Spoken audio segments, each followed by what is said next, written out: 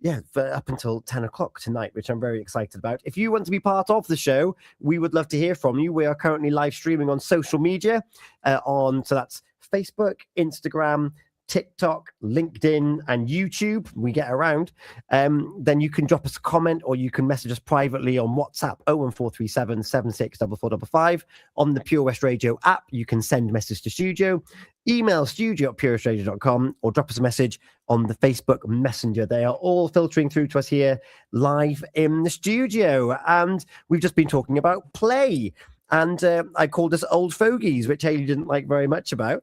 But we've got Jon with us, who's just talking to us off air about the age where laughter starts diminishing. I'd like your thoughts as to when you think laughter starts taking that downward hit. But before we do that, Hayley, give us an introduction to Jon, our guest this evening.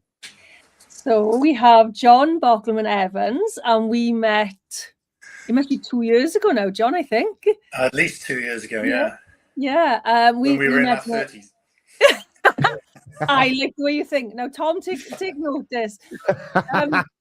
Yeah, we met on the NatWest Accelerator, and you actually did one of the demos. Now, I'm always a little bit skeptical about doing demos like that, but I thoroughly enjoyed it. So Jon is gonna tell us a little bit more about laughter, and he's gonna take us through a demo of laughter yoga at some point this evening.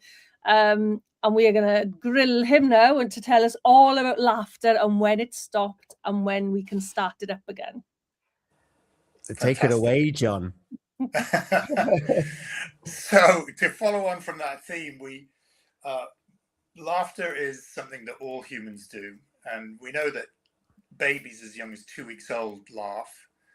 The interesting thing about that is, obviously at that point they haven't developed a sense of humor.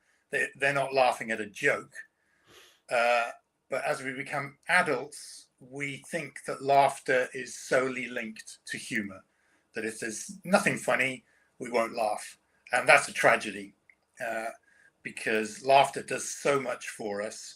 And most of the time, even as adults, when we laugh, we think it's associated with humor, but at least 60% of the time when we're laughing, it's to do with social connections and social affirmation. I'm laughing, you're laughing, we're all laughing together. Oh, that makes us all feel good about each other, even if you don't think what you're laughing at is that funny. But kids show us the way with all that stuff, really. Yeah. Tammy, I'm going to bring you in here. On Healthy Minds, we do actually dig into some very serious, very deep, sometimes very dark themes. And yet you will never find a clip or a show where we haven't all laughed at least once. And in fact, some of the people who I've heard laugh the most are those that have got life-limiting conditions in my previous work. It is a reality what Jon was saying there. Laughter in all these situations provides that purpose of identity and connection. Yeah, no, absolutely. And it does, at the same time, it releases, those feel-good hormones. It, like Jon says, it's that social connection. It does make us feel connected.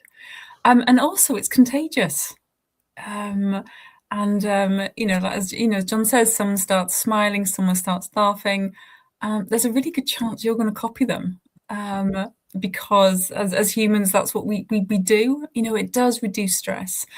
And then it started making me think about when was the last time that I really laughed freely, like a really good belly laugh. And it's really hard to pinpoint that, because we all kind of, like you say, Jon, we all laugh now and again, or we laugh, and it's 60% of the time, it's not that something funny. But when was the last time? And I can't answer that. And I was just going to then put Hayley and Tom on the spot to ask them when they actually belly laughed, properly and controllably. Who wants to go first? Go on, Hayley. Well, I'm going to say last night, because my son played football and they pulled it out of the bag right at the last minute, and the team had been obnoxious, the other team. So when they won, I was laughing because they were absolutely distraught. So I had a good belly laugh last night. Might not be the right sort of situation. I'm not sure that's an appropriate place. I should have been more.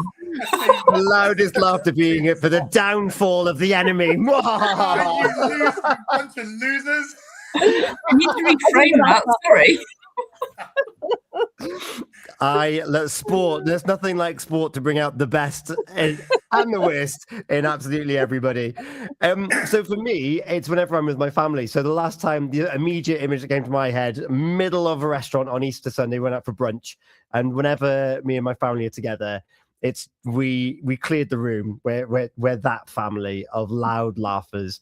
And just talking about this now, I remember a couple of years ago being in the comedy club in Cardiff and being told to stop laughing so much. And then I wasn't laughing at the comedian anymore. I was laughing at the circumstance of me being maybe a little bit tipsy, laughing at the fact that I've just been told to stop laughing in a comedy club. And then you're like that. You're upsetting the other punters. Yeah, which was fantastic. So I've been laughing my whole life. But Jon, you were saying that it's children that lead the way when it comes to laughter.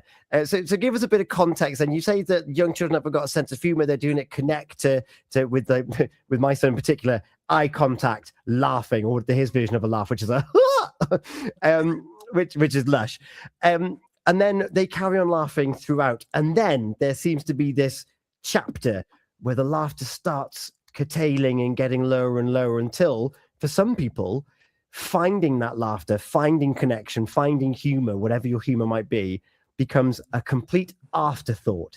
So, Jon, what happens?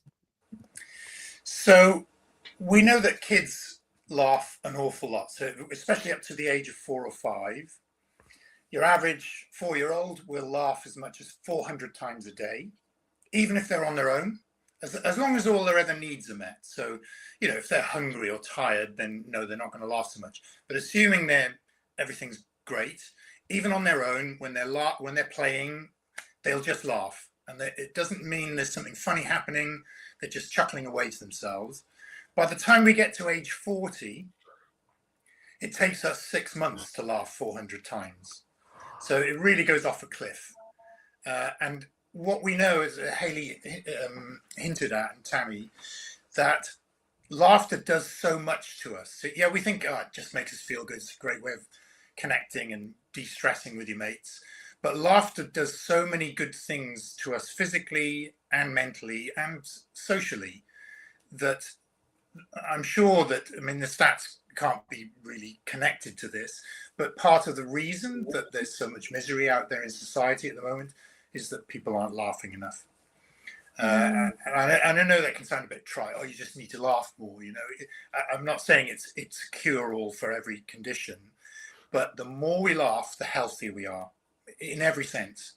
So it means that even if there's nothing around to laugh at, practicing laughing is still a good thing to do. And again, that's where the kids lead the way, really, because kids laugh through their bodies. They don't make a judgment call. Is this funny? If it is, I'll laugh. If it's not, I won't. Whereas as adults, we filter everything through our cognitive brain. Right, someone's told me a joke, someone's describing a situation. Is it funny? No, it's not. Okay, well, I'm not going to laugh then. And means we miss out on so much. Whereas if we just laughed without judging a situation, a bit like Hayley did when that team lost last night, then that's when we get the best from laughter. So laughter can be a really powerful, positive habit to integrate into your life. I'm just going to reframe. It's because my son's team won. Just to reframe that. Okay. Yes. You're laughing as the mother of a winner, not as the hostile taunter of a loser. I love that. Isn't it interesting that you said there that we laugh as part of social connection, and yet the older we get, the more we start censoring it, and we start thinking, "Oh, I shouldn't laugh at that." Then all of a sudden, we're censoring ourselves, and we're thinking, "Oh no, that's shameful to laugh at that." And you get all the old school comedians; they don't really exist anymore. Like from the noughties, your Frankie Boyles and stuff, who really made humor out of. Well, Ricky Gervais is the biggest example of making laughter and humor out of very taboo subjects. Mm-hmm. But for the average person that doesn't want to be judged as, I can't believe you laugh at him, he's nasty to that sector of society. All of a sudden, is there a risk of over censoring ourselves, Jon? Yeah, I think that for me, laughter should never be at someone else's expense. Haley, I'm looking at you. Remember, it was the winning was a nice team, way not of the it. losing team. Yeah, the Tom, winner. that was a really nice setup for me then to bring Haley forward.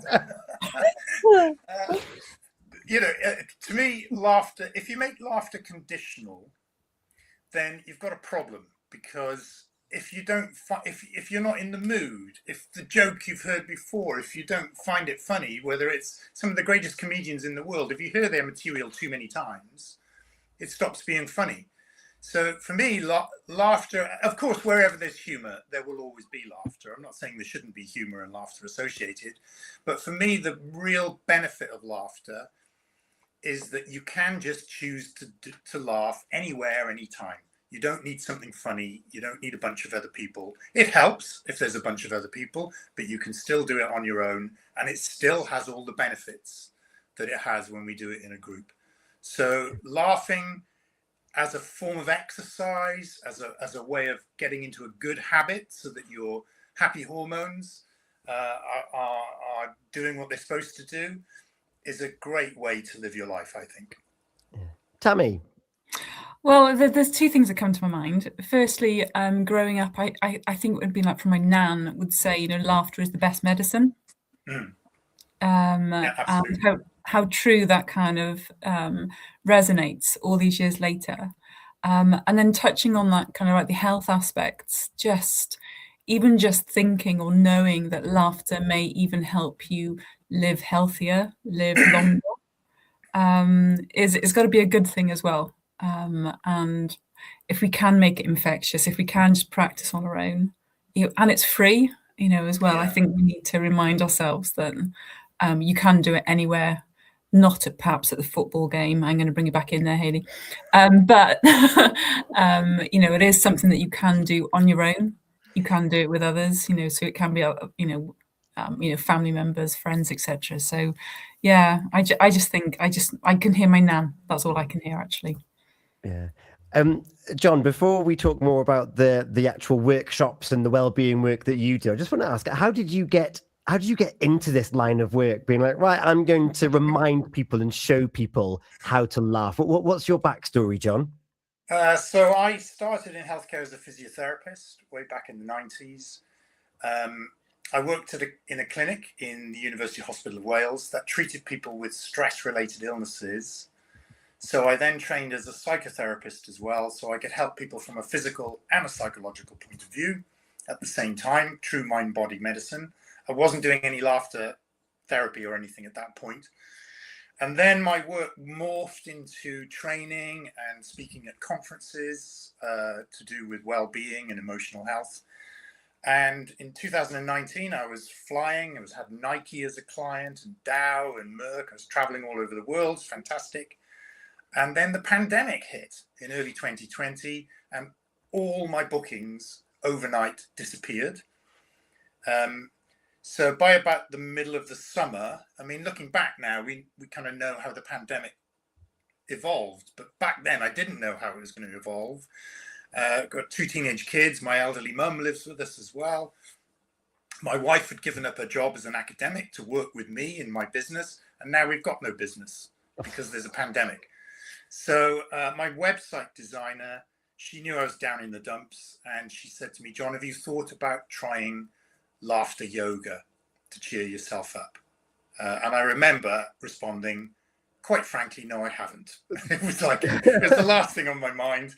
I'd never even heard of laughter yoga. And the thought of sitting in front of my computer laughing with a bunch of strangers was like, yeah, that's going to help. And she said, Jon, come on, what would you say to a patient of yours if they were that skeptical? I was like, okay, you got me there. So I went on the laughter yoga webinar. And within, I sat there with my arms folded, like, come on then. And within 10 minutes, I was laughing my socks off, felt so much better. And I thought, A, this needs to be introduced to my wellbeing practice and all the conference talks I do. And B, I've got nothing else going on at the moment. I may as well train as a laughter yoga practitioner. You could do it online. And as soon as I can, then I can start running laughter clubs for people. So I did that. And once the pandemic had started to ease, I went over to India and trained over there with the guy who started all the laughter yoga stuff, Dr. Madan Kataria. So then I could train other people to be laughter yoga teachers so they could run their own classes. And yeah, it came about, as is so often the case, from a big challenge, from a bad situation came something fantastic, which now I just wouldn't be without. Yeah. And thanks to a web designer, a web developer. Yes. Marina Hour. There's my plug. Thank you, Marina. I love that. And yeah, you never know what's going to happen next when you just take someone's word and go forward. And so, Hayley, you've actually been on one of these workshops. Explain that relationship again between you and Jon. So I think you run one in the NatWest Accelerated office in Cardiff, didn't you? And it is honestly, I don't like those kinds of things, but it did get me laughing. It's just I enjoy laughing. I even enjoy having the giggles, but the thought of like bringing on a laugh without anything, I just didn't understand it. Yeah, it feels like a foreign concept to me as well. For me, I always feel like there needs to be a stimulus of some suggestion. You just mentioned the giggles there. Giggles at really important things. What is it? The 1 week bare naked is. I'm the guy that always laughs at a funeral. Those moments where you're not supposed to laugh are the bits where I find myself thinking, "Don't laugh, don't laugh," and you start chuckling your way to yourself. Tammy, have you ever been caught in trouble giggling when you're not supposed to? 100%. And it's only because, like you, telling myself not to, because it's not, it's not appropriate. The company's wrong. It does make it worse. It's like the things where you say, "Don't think of a blue cat." You think of a blue cat. Don't laugh. I'm going to start laughing, whether it's a nervous thing or, it just says a lot about my character. Yeah. So, Jon, are you happy to share some of your techniques with us here this evening as we get ever closer to 9 p.m. on a random Thursday evening? Are we all going to have a laugh? Now, before I start, I would like all three of you to join in and all the listeners to join in, or the viewers. What I would say, and this happens to virtually everyone, is when you first start, there's a little voice inside your head that starts nagging you and saying things like, "This feels very awkward. What must I look like? What are people thinking?" That is your ego speaking. All I can say is you have to get over yourself, because everyone goes through that process. And the sooner you get over it, the better. You come out the other side and then you laugh with no shame, and you enjoy yourself then. So if that little voice starts nagging you, just push on through to the other side. Keep going. Okay, so the way we will start is by making this noise. Like panting like a dog. Can you pant like a dog, please? The reason I've done that is that the anthropologists now think that the reason that humans laugh is that, if anyone's got a dog, when a dog wants to play, it goes down and it goes, and this signals to other dogs, this is not a real life situation. I'm not going to try and rip your throat out here. This is just us playing. And they think that as humans evolved, before we had language, if we bumped into a bunch of other humans, we didn't know who they were, what their intentions were, we would signal that play that we are not serious about hurting you in the same way that dogs did. And that panting noise gradually evolved into a laughter noise. And then we would know that the other humans weren't going to fight us. So it means that laughter is older than language, which is also why anywhere in the world you go, doesn't matter which culture, which language they speak, if you laugh, they understand you. They understand what you're doing. And they actually they don't just understand you're laughing, they understand what kind of laugh you're doing as well. So laughter older than language. Okay, step 2. Can you make this noise with me, please? Ha! Make that noise. Ha. Ha. Ha ha. Ha. Ha ha ha ha ha. Ha. Ha ha ha ha ha. Now, that's very good. The other thing I should say, that's your basic laughter noise, isn't it? The ha ha ha ha ha ha ha ha ha. Then it becomes laughter.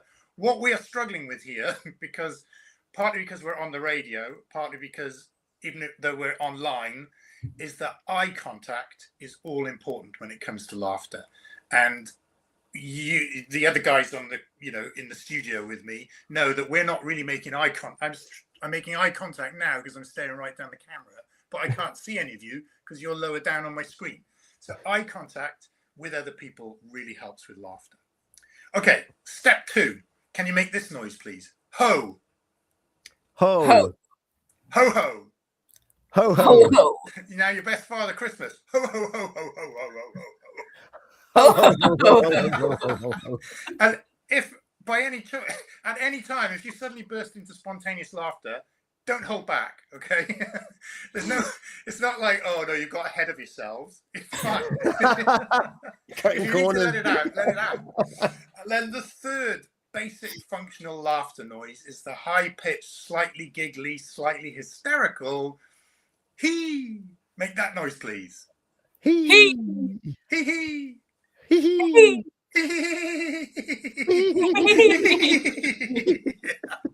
So when you look at people's laughters, or look at their laughs rather, they're a blend of those 3 sounds in essence: the ha, the ho, and the he. So most laughter is a functional noise associated with those 3 laughs. So just after 3, I'm going to count you in. After 3, I want you to make the 3 laughter noises in sequence and repeat it until it gets faster and faster and louder and louder. Okay? I'll do it with you. 1, 2, 3. Ha ho hee, ha ho hee, ha ho hee, ha ho hee, ha ho hee, ha ho hee.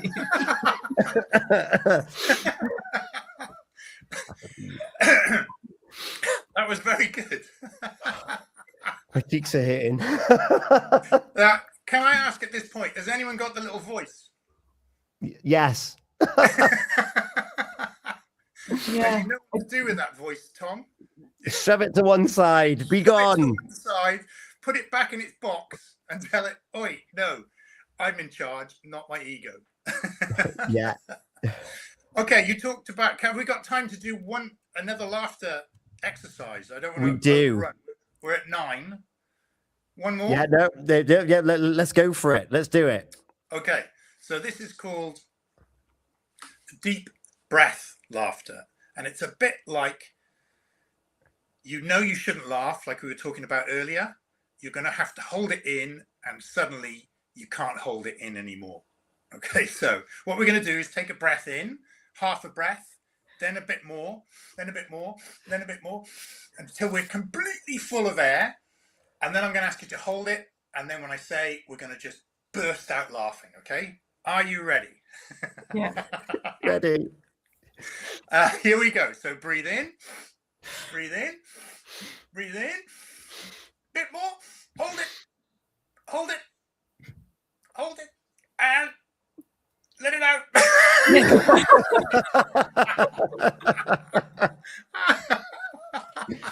Oh, that's really satisfying, though, isn't it? Yeah. I missed what you said then, Tom. I was laughing too. And it's really satisfying, that one, to have It's it a very there and then satisfying to just let it go. What you were saying, John, is that we don't need to wait for that stimulus. We could do these exercises whenever we wanted as part of like a daily regimen of looking after our well-being. These simple steps of the ha ho he, the breaths and the explosive thing out, this could help us on a daily basis. Yeah, absolutely. Finding a laughter buddy, someone who's got the same sort of on the same wavelength of you, definitely helps.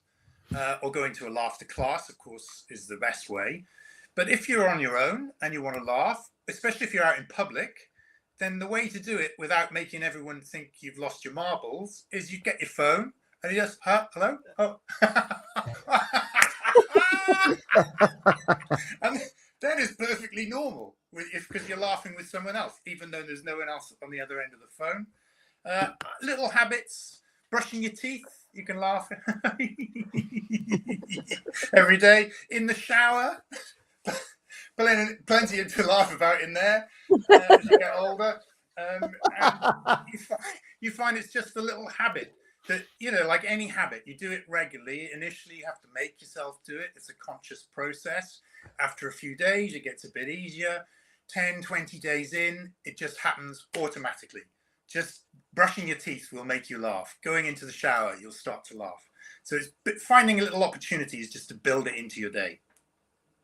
That's so great. And if we do want some extra tuition, we want to go to a workshop, well, also use this as your opportunity, Jon, to talk about your other wellbeing services that you have. How can we find out more about you? And if people want to follow you on social media or find where you're going to be next? So you can find me through LinkedIn. I've got a very memorable, if somewhat difficult to spell, surname. So I started as plain old Jonathan Evans, where everyone called me Jon, Jon, Evans, which, as you know, in Wales is not a particularly distinctive name. And then in a vain attempt to liven up my boring Welsh surname, I met and married a German girl about 20 years ago, and I convinced her that we had to double barrel. So now I'm Jon Bockelmann-Evans. There's only one Bockelmann-Evans family in the entire world. So as long as you get the spelling right, you'll find me. My website is called jonbockelmanevans.com. That has all my conference speaking information on there and the workshops that I run. You'll also find me there or on LinkedIn, again, using the same name. And message me and I'll tell you all about my other services. I love that. Tammy's got a very important question to ask you before we go as well. I was thinking about it, and I thought maybe listeners might be thinking about it, but does laughter burn calories? That's a really good question, and it burns loads of calories. So if I do a 45-minute laughter class with my little calorie counting watch on, I can burn as many as 500 calories in 45 minutes, which is the same as I would do if I was down in the gym. I know which one I prefer. Yeah, exactly. Yeah. That's incredible. Hayley. No, one thing I've learned to do is to use laughter when I know I'm going into a situation that causes me a little bit of anxiety. So things like speaking, I now have to either listen to something or I laugh in the car on the way, because you can't be nervous and laugh at the same time. That's very true. As soon as you laugh, your stress hormones start being reabsorbed, so you feel less stressed. I found out recently, my son plays a lot of tennis, and I found out recently that one of the things Novak Djokovic does, often if he calls a medical timeout or if he needs to go to the loo, you know, and they have like a break, they can have 5 minutes, is he'll go into the changing room and he laughs at himself in the mirror to bring down his stress levels, you know, when he's playing in a final of some Grand Slam. It's about as stressful as you can imagine. So he deliberately laughs at himself to release those stress chemicals and generate more happy chemicals, which calms him down and makes him play better. Wow. If one of the most successful sports athletes of our generation can find time to laugh whilst he's on the court, then surely we can make it a bit of a daily practice there. If you've just joined us, we've been talking laughter with Jon Bockelmann-Evans. You can find him on LinkedIn, and his website is jonbockelmanevans.com. Bockelmann, for those that aren't watching this on the social media, as I zoom into the screen, Bockelmann-Evans for you to go and have a look at. Jon, it has been so delightful having you on Healthy Minds here this evening. Thank you so much for your time and laughter, literally. Well, you're very welcome. I've thoroughly enjoyed sharing 20 minutes with you. And what a great bunch of laughers you are. If all three of you had been really like dour, serious, it would have been a very different segment, wouldn't it? It would have been a bit more difficult to get through, wouldn't it? But thank you so much. I referenced earlier a song, actually, the 1 Week Bare Naked Ladies. I got that teed up for us. Jon, what's your go-to music choice? Oh, that's a good question. I'm old school. I'm listening to a lot of Queen at the moment. Nice. Anything from the back catalogue. Keep my 16-year-old daughter happy as well. She has got a similar music taste to me. Fantastic. We'll get some Queen on after Bare Naked Ladies for us this evening on Healthy Minds. And in fact, We Will Rock You, the musical, is taking place as we speak over at Haverfest High.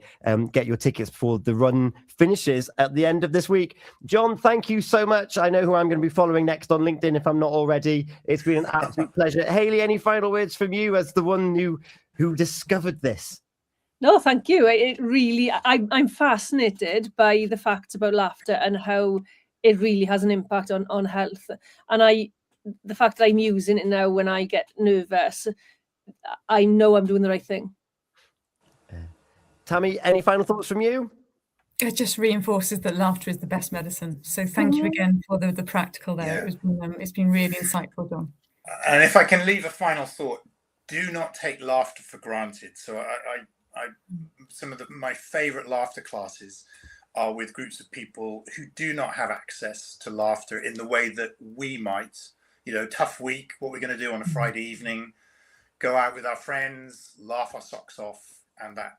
But there's lots of people out there, whether they're very elderly or people with disabilities or serious illnesses, who do not have access to that. And it's a reminder to me that laughter is a gift. Don't take it for granted. Don't let a day go by without laughing. Very wise advice, Jon. Thank you so much for joining us. We'll be back in a sec, in just a moment here on your Healthy Mind show, where we're going to be looking at deepening interpersonal skills and exploring the link between personal well-being and global issues. Well, we've already referenced something that happened just down the road here. And of course, there's quite a lot going on globally, but we'll still find time to laugh. Jon, thank you so much for joining us, and we look forward to following your adventures, what you're getting up to. Bare Naked Ladies up next here on Pure West Radio. It's been 1 week since you looked at me, cocked your head to the sides, and I'm